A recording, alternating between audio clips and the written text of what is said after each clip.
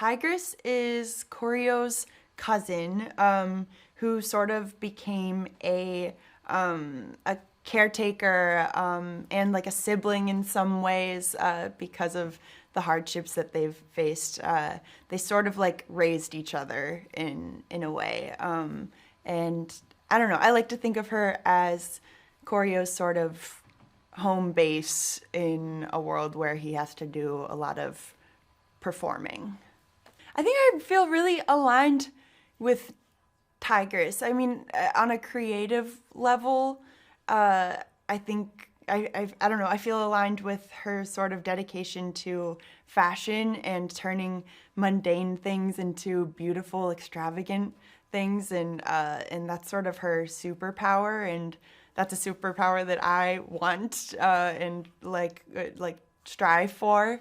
So I feel really aligned with that, and I don't know. It's sweet that she's morally really like morally sound and solid, and it's a character that's not hard to like try and convince yourself that what she's doing is right. I mean, it was so much fun. I like filming wise, the bulk of my scenes were with Tom.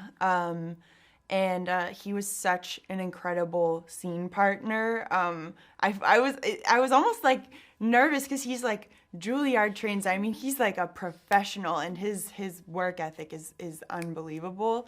So like, and we kind of had to jump in head first, like with our first day of filming, and I was immediately just like, okay, I feel safe with this person. We can go there when we need to.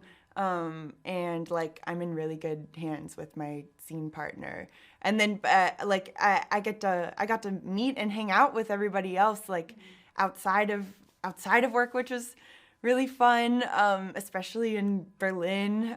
Getting to explore that city with everybody was really sweet, and also coming to set. I did come to set a few times to watch other people's work. I watched Viola's scenes one day. I got to see a bit of Peter in like the watching the Hunger Games room, and oh my gosh, and Jason in that room. Oh, and I just had a front row seat, and all I had to do was watch, which was perfect because he was so entertaining to watch. Somebody on the team was like set up in a bed in the background of a shot as like a wounded person.